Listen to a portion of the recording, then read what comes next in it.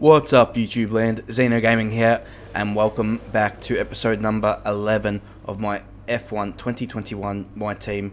And today we're going to be around the Circuit Zandvoort for the Dutch Grand Prix. Haven't posted one of these videos for 3 months, so I'm back, and I actually recorded this episode 3 months ago, so I don't remember what's happened. I quickly edited all the highlights together, and yeah, I really had no idea what's about to happen in this race, as you can see there from the performance update, what things are looking like currently. And you've got a bit of a wet practice weekend, but we're going to jump straight into qualifying. Don't worry about practice, that is not important for us. It is clearly all about qualifying in the race. That's where the action is always at. So we're going to jump straight into qualifying here. This is the first run in Q1, soft tyres as always, because we're just not fast enough to use the medium tyres. So first lap here, and we do a 1 minute 11.7, and it's not a very quick lap. You can see behind Mazepin, Russell, so we're very slow. Second lap we get up on the curb and go off the track at the final corner, up a couple of tenths on the lap, which hurts. But now next run, can we improve? And we're going to show the full lap here. This is the end of Q1 lap, so turn 1 back to third gear, be careful on the throttle. I'm going to lose the back end and then throw it in fifth gear and braking down the third gear, little lock up on the front left, and hopefully we can launch out of turn 4 here. And on the run through these S-bends here, very fast, all flat out, and going to launch it into this right hander here and down the 6th gear, trying to keep the revs up, and back again for 6th gear for this right hander, and a tricky little right hander here back down to third, hitting the inside apex very nicely there, getting a little bit loose on the rear, trying to correct it. Third gear for the long left-hander, very important, the exit with the DRS, and not really a long straight, but it is one of the longest straights on this track. And then the chicane here, back to third gear. Just 30 seconds left in the session. Thank you, Jeff. And we're not having a great time with things. We're only 4 tenths up on our lap. It's not going to be a very fast one here today. On the curb again, that's very dangerous like that. Using all the track there, using all the curb. We didn't get a great run through the last corner there, and unfortunately we're 3 tenths up. It's not going to be a huge improvement, and we only go to P20. Not a great lap at all, and we're going to be knocked out here in Q1. And as we scroll through, unfortunately, we're last. Yeah, we have no pace here in qualifying, so we're just going to get over that and brush ourselves off and get up for the race. For years, the passionate Dutch fans have been easy to find trackside at races across Europe and throughout the world. Now, at long last, they have a Grand Prix to call their own. It's a warm welcome once again to all of our viewers in the Netherlands and around the globe as we get underway for the Dutch Grand Prix. A lap of this short 2.6 mile Zandvoort circuit features 14 corners, 10 to the right and 4 to the left. The main straight is 678 meters long and heads into turn 1, the Tarzan corner. With DRS down the main straight into the braking zone, that could be the best overtaking opportunity on the track. A warm welcome to Anthony Davidson, who's beside me in the commentary box today. Why don't we discuss McLaren? What do you make of their performance so far this season? Well, the atmosphere within that team seems very positive at the moment. Everyone seems like they're in great spirits and having a lot of fun doing what they do, and that's definitely contributed to the performances we've seen.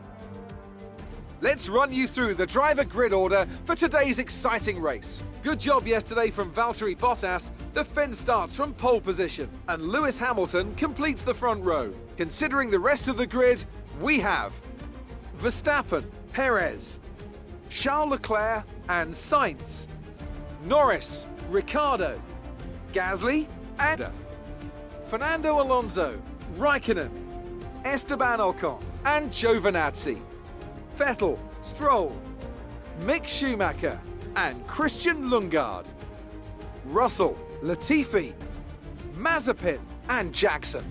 Which of these talented drivers will come out on top today?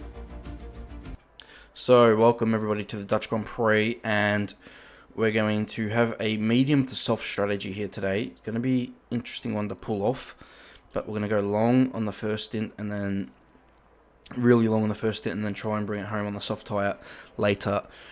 So we'll see how that all unfolds. It should put us in a good stead later in the Grand Prix, but you don't know how these things are going to work out. So yeah, we'll jump into the race and see what happens. So here we go. 5 red lights. And let's go here at Zandvoort for the Dutch Grand Prix, and we get a pretty good start, but we've got nowhere to go with it. Latifi, hogging the inside. He opens up though, and we're able to dive straight down the inside. We get past a few cars, including our teammate. Also get past Lance Stroll, obviously the two Williams cars, so we're already immediately into 17th place. We've got Schumacher and Vettel going side by side. They're going to go on the inside. We go around the outside of the both of them, but we can't quite make that work. So we had a pretty good exit. Vettel gets squeezed. He backs off. So now it's us and Schumacher going up the hill here, and Schumacher is going to prevail for now, and we go very wide there and lose a bit of ground there. Schumacher has a huge moment though, and we're on the back of him here. We're going to go up the inside here. Very risky move here on the opening lap. There's contact at the apex as he just turns in as the AI do. But yeah, we managed to get ahead there and move into 15th position. So not a bad opening lap there from last to 15th.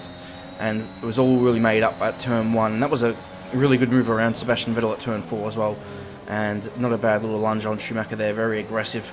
And that's critical to get ahead of him because he's also on the medium compound tyre. But every other driver around us seemed to be on the hard, including the two Alphas ahead. Vettel's on the hard tyre, so yeah, it's going to be interesting to see how if we can get past these guys really quickly, as they're going to be on the slower compounded tyre. So moving on to the end of lap 3 here, and we're right behind Giovinazzi, and we've got more pace than him on this tyre. At this stage of the Grand Prix, you can see we're pulling away from Stroll, who's gotten up to 16th ahead of Schumacher and Vettel. And we've got DRS, got a good slipstream. Giovinazzi also has DRS, but we've got the slipstream. He defends to the inside. We're going to break as late as we dare around the outside. And he's still got the inside line. We hold the outside here. We're still holding side by side into 2, 3. And Giovinazzi, we give him the space, and he prevail. He relinquishes the position, I should say, as we now got to chase down his teammate Kimi Räikkönen. Räikkönen hasn't got DRS benefit like his teammate Giovinazzi does, so this should be hopefully a bit of an easier overtake. We are further back here, however, but we're gaining a lot with the DRS here and on the slipstream, and we're going to dive to the inside of Kimi, and we're a little bit wide. There's a bit of contact. He gets out of it though. He didn't want the contact there, and we move up into 13th position, and now we're chasing after Ocon and Alonso. Ocon 4.6 seconds ahead, so the two Alpines are next. And we'll see what we can do here as we now move on to lap 10. You can see Ocon now 7.5 seconds ahead, but only 1.4 ahead of Räikkönen, so we haven't really pulled away. And you can see Pierre Gasly coming out of the pit lane here, so the guys in the top 10 can make a pit stop and come out ahead of us. That's how far behind we are. We haven't got the pace. We've lost that 3 seconds in 5 laps to Ocon, and we haven't really gained from Räikkönen, so we just don't have the pace this weekend here in the Netherlands. So you can see lap 15, we've got Ricciardo and Norris ahead of us, a couple of cars maybe a bit closer. Mick Schumacher's out of the Grand Prix, so we're hoping here for a safety car. But yeah, you can see we're sitting in 10th now after a few cars have made their stop and did drop behind us. But you got the two McLarens, Gasly ahead, so it's not looking good for us. And you can see here is Mick's car on the side of the road at turn 3, so no need for a safety car. Unfortunately, we could use one, but it's not going to happen. So moving on to lap 21 now, and on the previous lap 20, Kimi Räikkönen pitted, so we're going to cover the undercut here on Kimi Räikkönen, and we're going to come into the pit lane and change to our soft tyres very early, but I believe I can make them last the 14 laps. So I'm confident here I can get my tyres to the end here and change to the soft tyre. Good pit stop by the crew. And there goes George Russell, but there's Räikkönen, so we're going to come out the pit lane. And unfortunately, I just overdid it in the pit lane. I would go into the pit wall. Very embarrassing. And we're ahead of Räikkönen, but unfortunately, we've damaged the car. And Räikkönen right behind us now. Stroll's also made a pit stop. He came out behind us as well.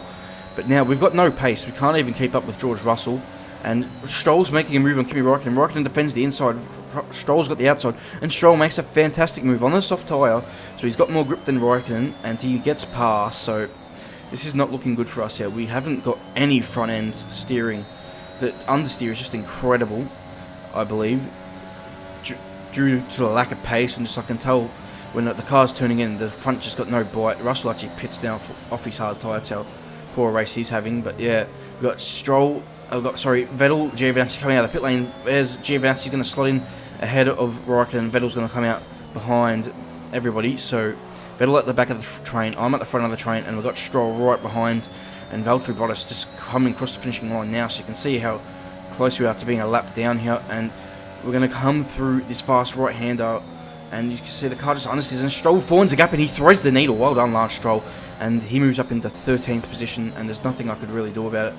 As you can see, he just skips away. The damage to the front wing in the pit lane is really hurting me because I just can't use these tyres. And you've got Giovinazzi trying to go up the inside of turn 3. I didn't expect it. It's a silly little move there, and he pays the price for it by spinning. So, yeah, not sure what Giovinazzi was thinking there, but, yeah. And that's actually caused a safety car for some reason. Like, Giovinazzi didn't go out of the race, no one retired, but it's caused a safety car. So, for whatever reason, the FIA feel the need for the safety car. Now, we had a decision to make.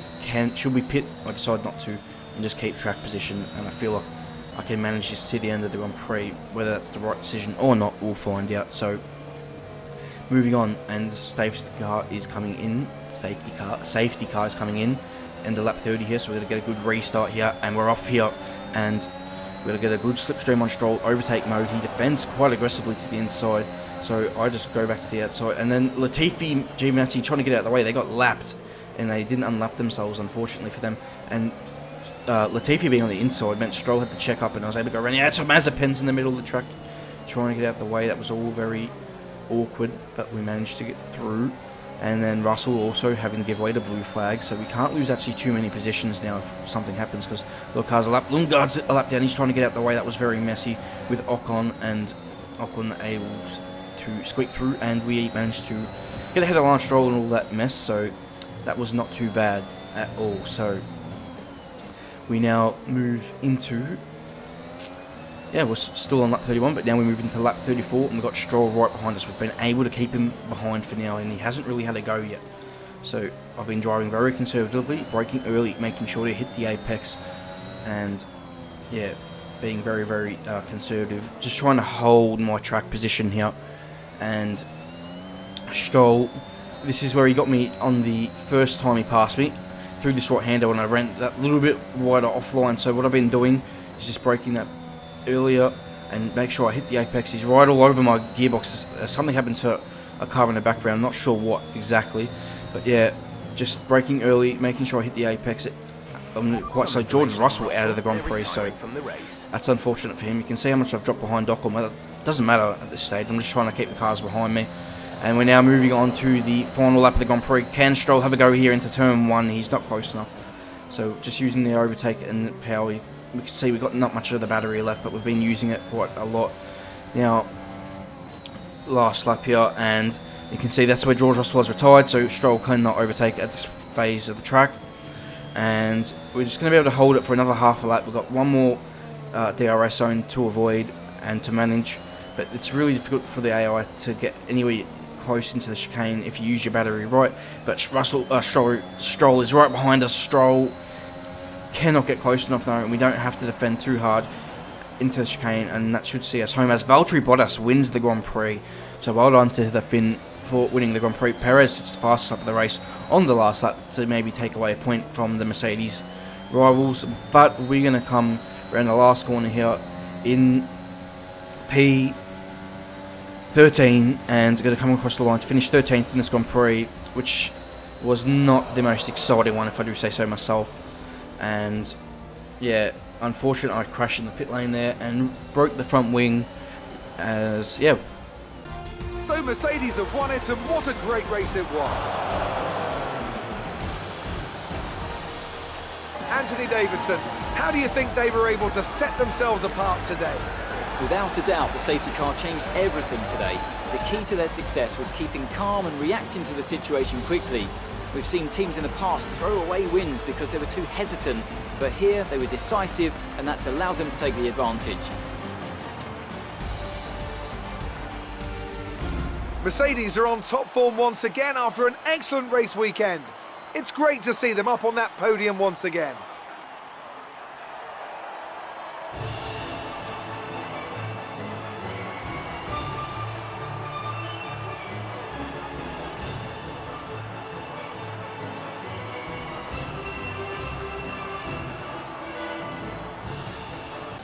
Let's see what effect this result has had on the drivers' standings. It wasn't the best weekend for our championship leader, and their advantage at the top has been reduced. Now, let's discuss, Ant. Who would you say is a contender for driver of the day? I have to give it to Jackson. They did a great job at getting the most out of their tyres without losing pace, something that's a very handy skill to have in modern-day Formula One.